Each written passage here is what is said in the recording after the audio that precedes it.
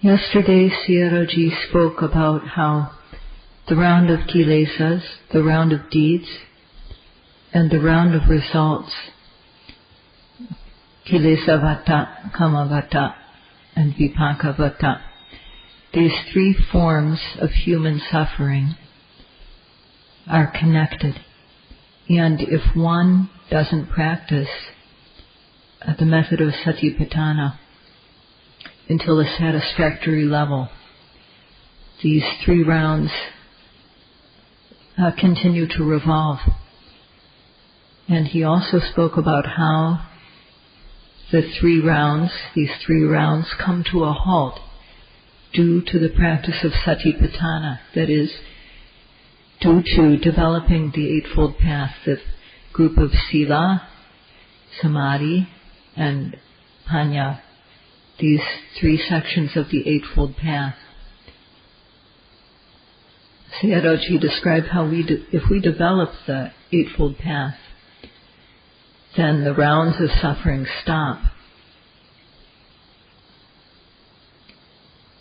And one who wants the rounds of suffering to stop must note at every arising, every seeing, every hearing, every tasting, touching, smelling, thinking, every single object which arises must be noted.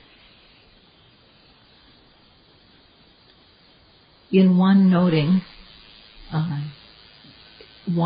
may not seem to be very strong, but when many notings combine together one after another, then they develop great power. One develops great power in one's practice. So the power of faith, the power of effort, the power of sati, the power of samadhi, these individual qualities group together. So there's a group of effort. It's like a collection of effort, a collection of mindfulness, a collection of concentration, and also hiri and ottappa. And of these, hiri and ottappa are very important. So hiri, the being ashamed to perform a kusala, and ottappa, being afraid of the results of performing a kusala. So one who has hiri and ottappa as a yogi, one won't want a kusala to happen. One will be disgusted by it, and because it might happen, one doesn't want to miss a single noting. Hiri and ottappa stop a kusala from arising, and they cause kusala to arise. So if these forces are strong, then the Eightfold Path develops. So Sayadaw mentioned how the Eightfold Path is present in a moment of noting, and the Four Noble Truths are also present, and this is what he will discuss today.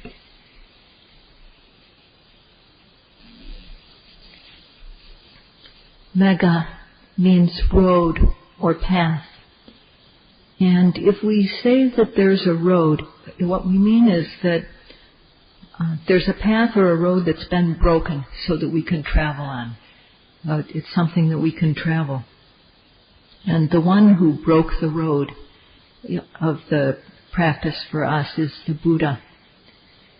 So because there is a road, if we walk it, we'll arrive at the safe destination. The road is open. But just having a road doesn't mean we'll reach the destination. We must walk along the road. The Buddha described three roads, three kinds of roads or paths. Mula Magga, Pubhapaga Magga, and Arya Magga. So the Mula Magga is the first, it's like the basic. Pubhapaga means forerunner, and the Arya Magga is like the final road to reach our destination.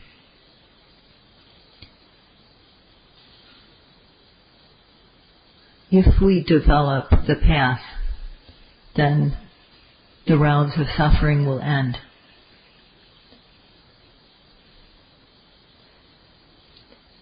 So we must take care not to go along the wrong path. There's a right path and a wrong path.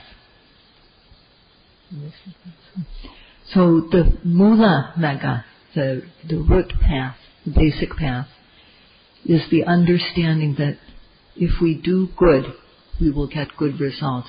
If we do bad, we'll get bad results. If we go along the path of misdeeds by way of body and speech and mind that Sayadaw has described previously, then the Buddha said, we'll get bad results. We'll reach suffering if we walk that path. So the Buddha told us not to walk along this path. So this mula path, the root path, starts with the understanding that good brings good. Do good and good will come. Do bad and bad will come. So we must understand that if we commit the misdeeds by way of body, speech and mind, then we will reach suffering. That will be the end of our path. So just like eating what doesn't suit us can make us feel ill, so too these misdeeds are like bad food. So we need to avoid food that doesn't suit us. Right? And if we do that, so we have to understand that we shouldn't eat what doesn't suit us. We shouldn't eat what is poison. We shouldn't eat what is not good for us. So these misdeeds of body, speech and mind, killing, stealing, sexual misconduct and so on, these are very much like poison, and we need to avoid them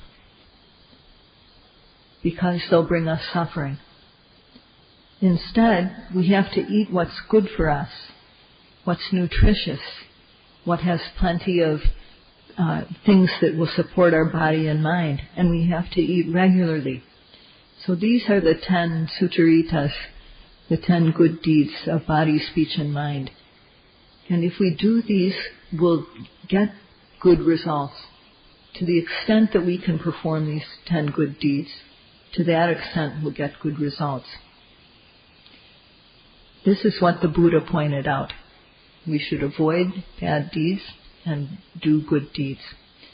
And to the extent that we understand this mula path, we have kama sakata samadeti, which is the right view that kama is our true property. This view that kama, our actions, are our own true property, is a very important basis to have in human life.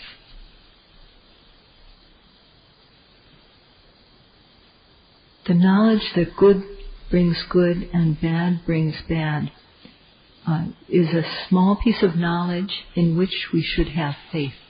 We need to have right faith in this concept, because this knowledge is the basis for doing good. So if we don't have the knowledge that good brings good and bad brings bad, then if we don't have faith in this, that this is so, then we won't have any desire to avoid what should be avoided and to do what should be done. So without the desire to do, then we won't try to avoid the things that we should avoid, the misdeeds. So from not having faith, there's no desire to avoid misdeeds. And not having any desire to avoid misdeeds, we won't make the effort to do so. We'll just be lax. And neglecting to avoid what should be done, neglecting to do what should be done, neglecting to avoid what should not be done, and neglecting to do what should be done, this is pamada. This is called pamada, negligence. And this comes from our lack of understanding and lack of faith in the fact that good begets good and bad begets bad. If pamada enters our mind stream, then there's no sati, there's no mindfulness. And without sati, there can't be apamada, which is diligence. Only if we have sati will we be diligent and vigilant about avoiding what needs to be avoided and doing what needs to be done. If we have sati and have therefore apamada, if we avoid what is to be avoided and do what is to be done, we'll get progressive good results. But if the basic path, the mula magga, is not open, then pamada, negligence, is what happens most of the time. And with that, we just let our mind, we have no holds barred. Whatever comes into our mind, we don't see the fault in doing it. So we just let ourselves do what we want, think what we want, and so on. And thus, we don't have any basic humanity. So this understanding of good begets good and bad begets bad is a basic understanding, a basic knowledge that one has to have. If one lets oneself do what one wants, one becomes inhuman, even though one is in the form of a person. One has no more humanity.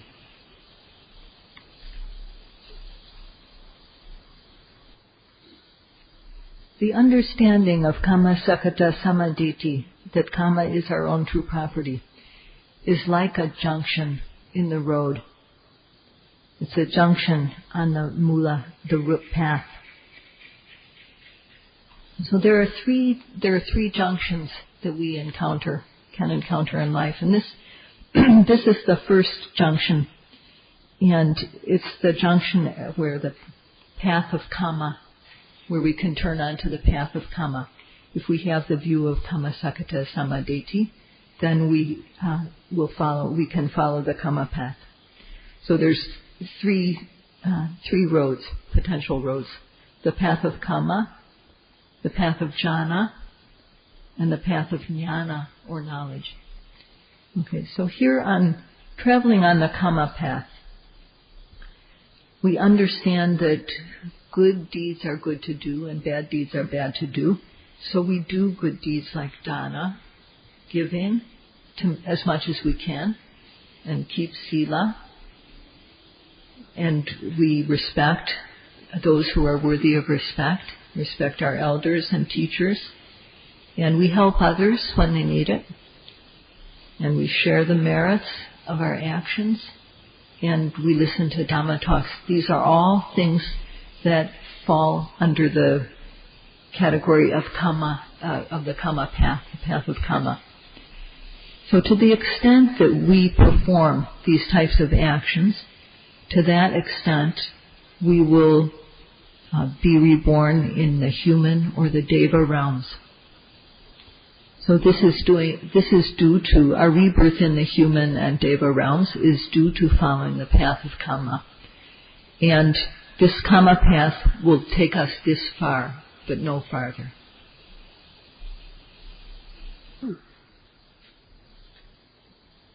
Giving material things and sharing our merits and rejoicing in the good deeds that others do, as we do when we call out sadhu, these are all forms of dana, forms of giving.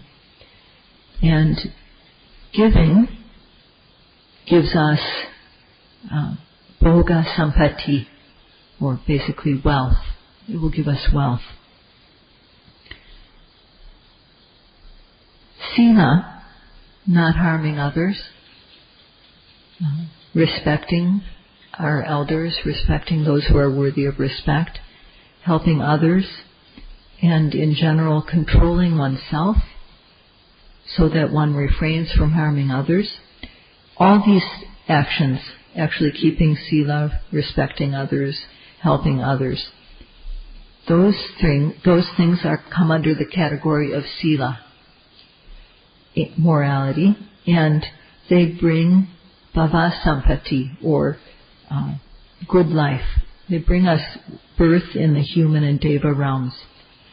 And if we have as our objective to either walk the jhana path or the jnana path, to develop knowledge or to develop jhanas or to become liberated from samsara, if this is our objective when we do dana and sila, it can support us on the path.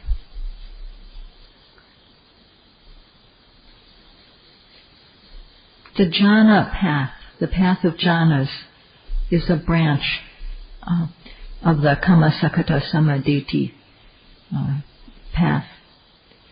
So one who follows this path develops the worldly jhanas.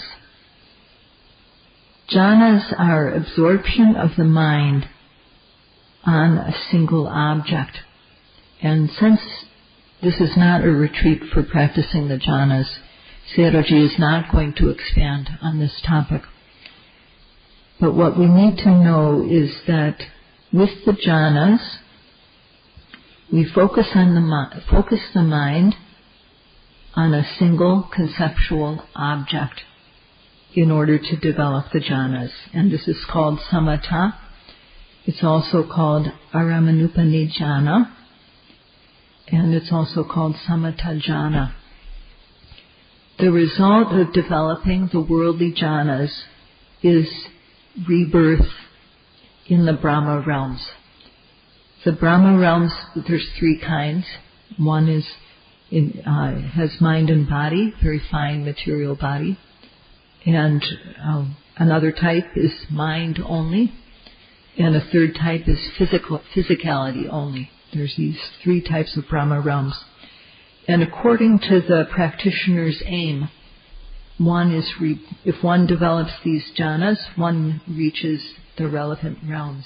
And in these realms, one lives for a very, very long time. So one who wants that practices that type of path.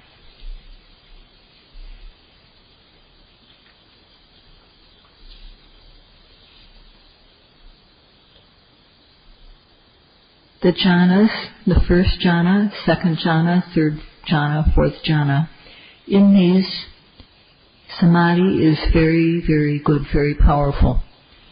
And due to the samadhi, movement stops. There's no movement due to the kilesas. They're suppressed.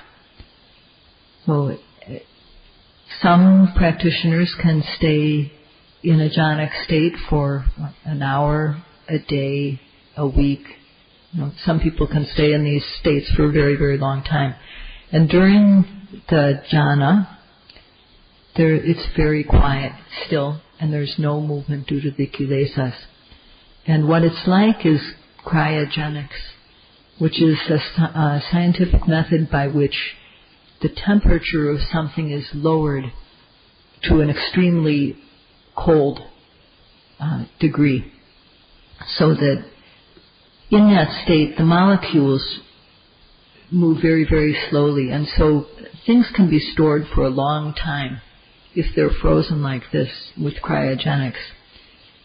So for people who practice the jhanas, it's like using cryogenics to make the nivaranas, the hindrances, very slow, non-moving. They don't move at all.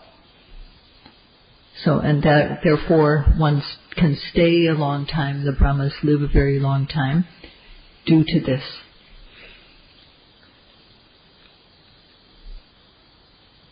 So, if one gains the worldly jhanas, one can also develop special powers, the abhinyas. And because as a Brahma, one's life is very long and very stable, one doesn't know in that realm that one ages. Age is not apparent. But the beings in the Brahma realms do age, and at the end of their life they die. So if someone has only worked to gain worldly jhanas, then when they die, it's not certain where they will go. They can go down to a human realm from the Brahma realm.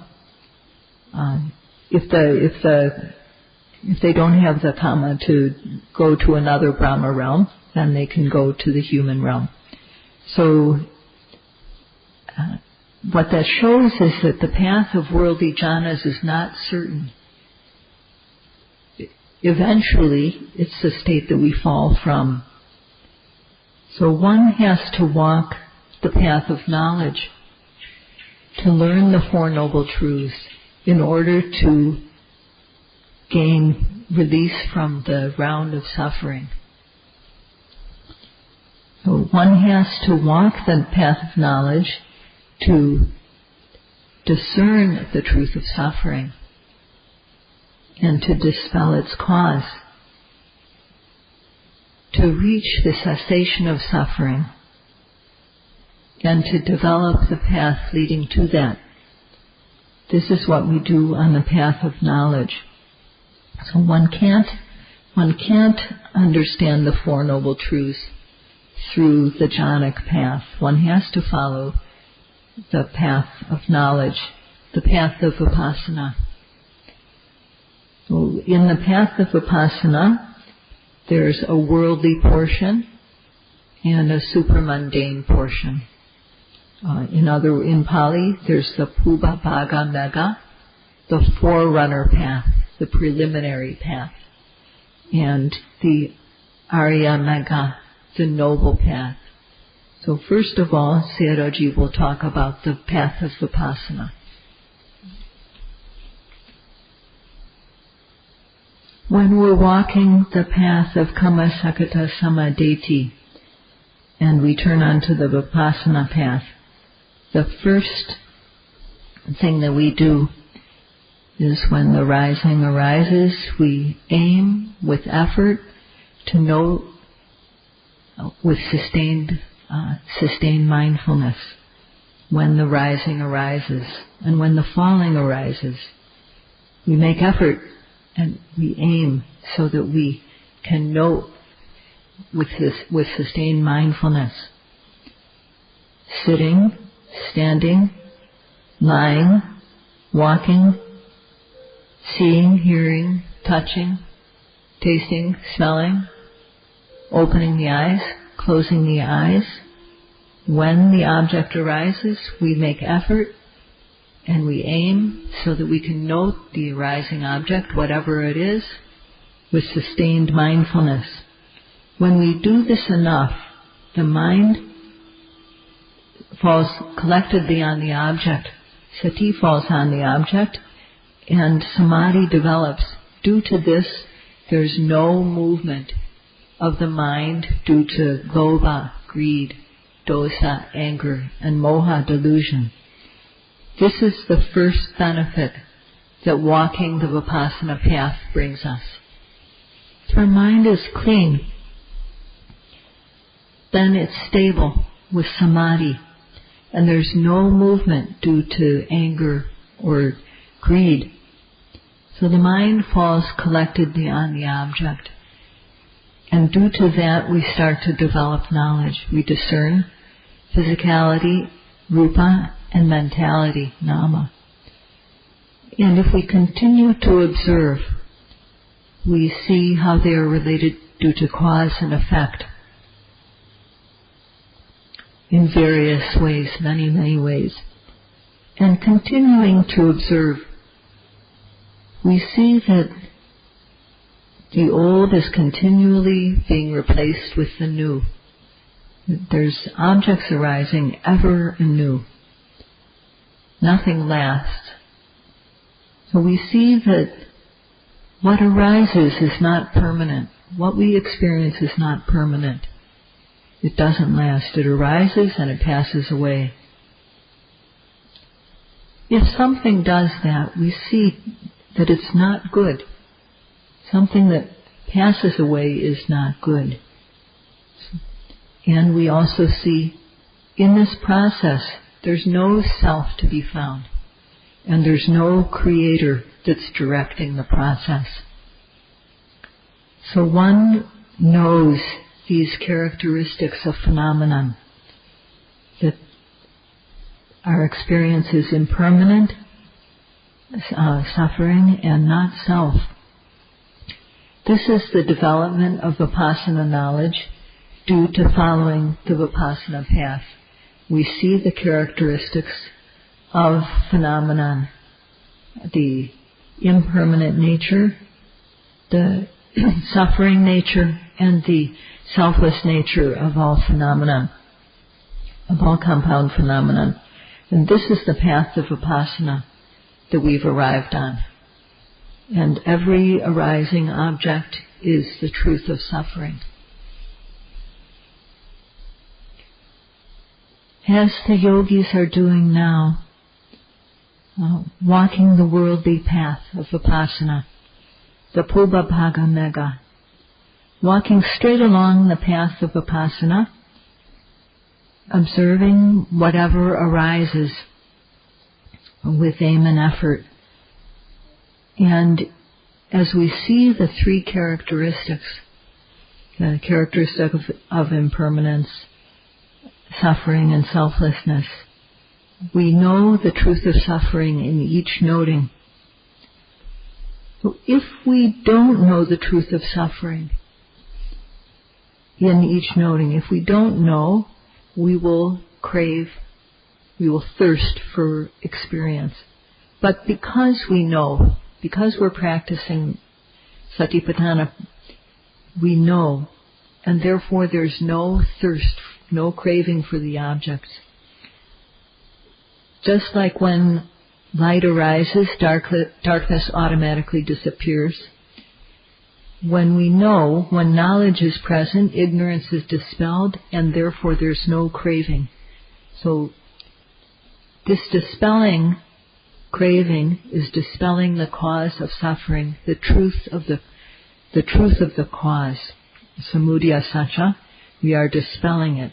Due to our knowing of the truth of suffering, we dispel the truth of its cause in that moment. When there's no ignorance, there's no craving that can arise, and therefore no clinging. Thus, there's no round of kilesas. If there's no round of kilesas, there's also no round of deeds. No round of deeds, therefore no round of results. So these three rounds cease, and this is momentary cessation. This is called Tadanga Nirodha. So as we develop the forerunner path, the Pubbabhaga Mega, we make effort to note the arising object, and due to our effort, sati follows, and the mind becomes collected because our mindfulness is face to face. There's aiming involved, and that's right view, samadeti, and there's knowledge, samasankappa, and then there's knowledge.